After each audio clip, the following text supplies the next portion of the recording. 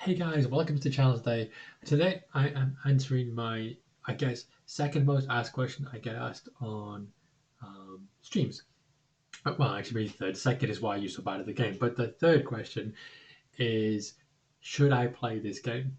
Or conversely, should I come back to this game? Because, sometimes people who've been playing the game stop playing for a while and look around and come and say, oh, there's a stream.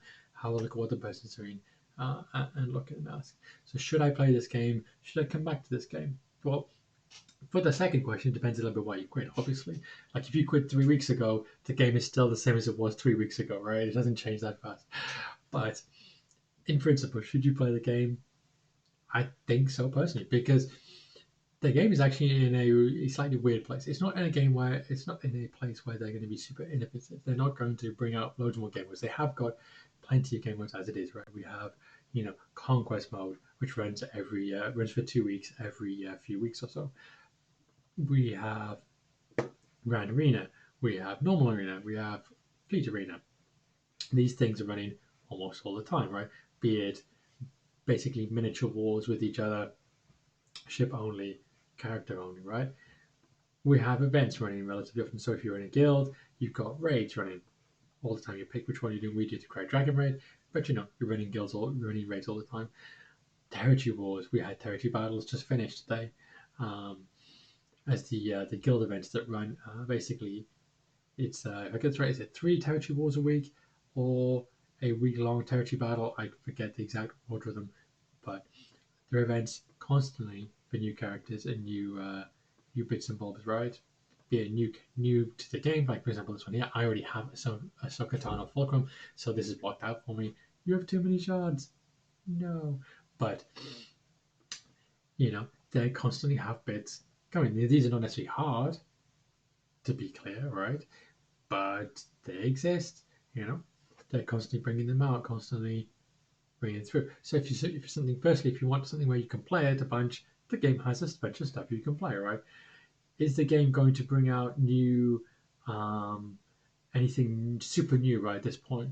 Well, probably not. We've really gone to a process of one legendary character per year, the first half of the year. For example, we had Starkiller, then Dr. Aphra last year.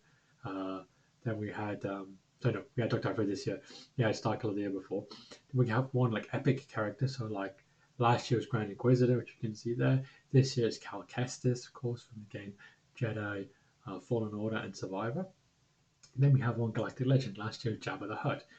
This year, it's GL Leia, right? And then we have one GL ship. So last year it was the Profundity, so Admiral Radis's ship. This year it is the Leviathan, which is Darth Revan's ship. So we've really gone into like a series of like how we're changing things, and we already know that sometime between now and Christmas we're going to get the new Endor raid. So we had the Create Dragon raid last year. The year before we had the Challenge Pit raid. Now we're going to have the Endor Light Saga raid. So in terms of a set progression of characters that are going to be over the meta for each of these things, they kind of got it set in stone now. This is the plan we're going for. This is where we're setting all the events out. This is how we're doing things. I have no clue what the next character is going to be for any of these things, but we know that by the time we get to about Christmas, they're probably going to start bringing out your equivalent Dr. Aphra or Starkiller.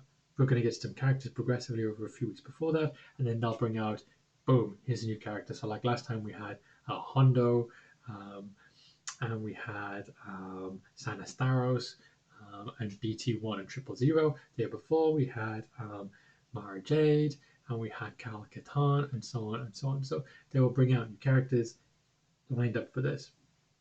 Is the game fun to play? I would say so, because if you take personal stuff, Grand Arena is great. Now, ignore my Grand Arena, especially what I'm doing at the minute, because I completely sucked and made a complete hash of my attacks tonight. So we'll just ignore the exact level of my abilities, which is usually great, but this week has been freaking terrible. However, if you usually look at the game, right, Grand Arena sets up nicely so that every few days you can have a tactical chess match with your opponent. Now, of course, you can suck like I did and fail against two other people and completely lose the match, which I'm sure I will do.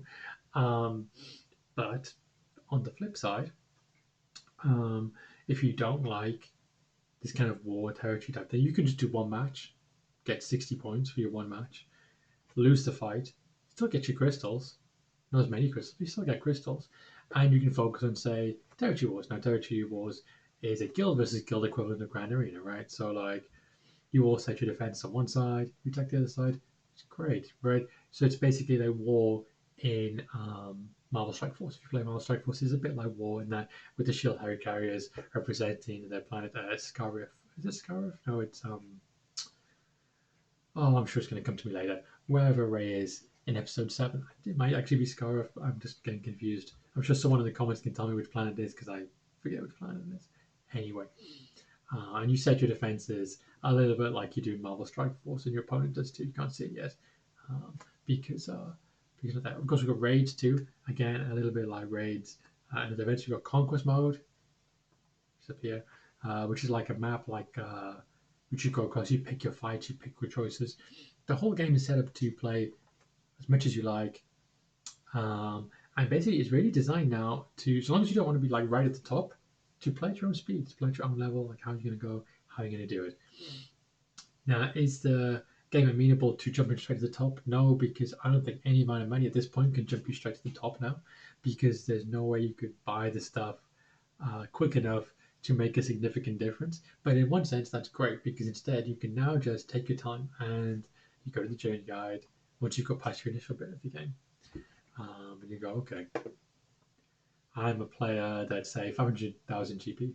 So I could go for Palpatine, Yoda, Grand Admiral Thrawn, who of course is really cool right now, R2D2 or BB-8. And I could pick any of them, right? And I'd say we pick R2D2, right? And you look up and they tell you the requirements. One-star Empire characters. I have a lot of those, thankfully. All the way through to where you would like a bit 5-star. This one here, my goodness me, I can't believe I never went back and fixed this. I unlocked him when he first came out. Through to 7-star characters.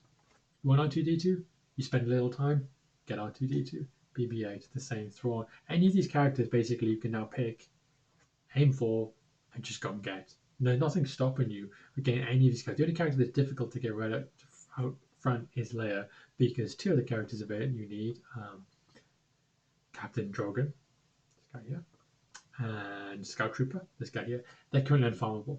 They will be soon in the next couple of weeks. They'll be farmable, but right now they're not. So the only character you can't physically get quickly or efficiently, I should say, is Leia. However, every other character in the game, you could pick Sith Eternal Emperor Palpatine from Episode 9, and you could just go through, knock off these characters. They're all available. They're all double drops, so they're all quite. I mean, if you a double drop character means you get an average of, I guess, 6 to 8 shards per day. You need 330 of those. That means it'll take about 3 months, I guess, to unlock all the characters required at that kind of farming level, and then just getting them to the right gear levels. So, is the game fun to play? I think it is. Is the game good for you in terms of like routine and so on? Yeah, they've got a set routine. Is the game actually not pressurizing? Yeah, I actually think it is not pressurizing, because you don't have this drive anymore to get the best arena team, because it doesn't matter. There used to be that you had to have the best 5 characters in the game for arena, because if you finish in the top 10 of arena, you have like 100 and something nowadays. No prizes or what I want, sorry. And just, loading times, there we go. It used to be that if you're in this bit here, this is where you get the good crystals. And crystals, of course, this is the currency that you can buy with money, right? So these ones here used to have the most crystals, all the way down to here where you had the least. Now, these crystals were now redistributed in Grand Arena, and all you do is turn up for Grand Arena and you get them anyway, right? You just get them for literally being there, right, every single day. So it's no longer a drive to have the best team, which means you can now take your time to like whichever characters you want, which personally means I far enjoy the game far more, because I was able to just go and get Jabba the Hutt recently-ish, because I really want Jabba the Hutt.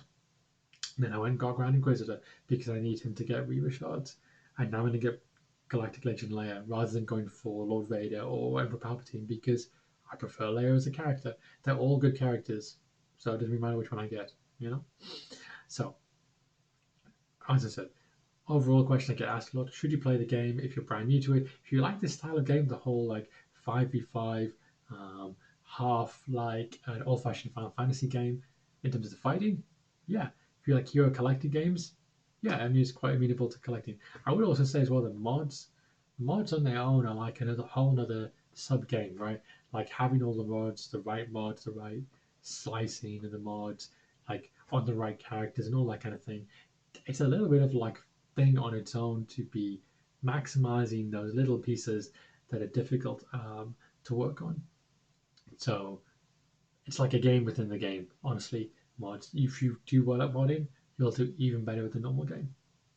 So, should you play the game? Yes, you should. If you quit the game, it hasn't drastically changed, but at the same time, I find that the pressure of the game has decreased over the years because of the way they rearranged the awards um, and changed the actual structure of the game to make it a little bit less, honestly, pressurizing to be the guy with the best stuff. Um, no longer is there that tip of the spear issue where everyone feels the need to be that person. I'm unlocking Reaver right now, slowly, but we're getting head on, going through her slowly. So, like, subscribe. Hopefully, you guys have a great rest of your day, and I'll see you all next time.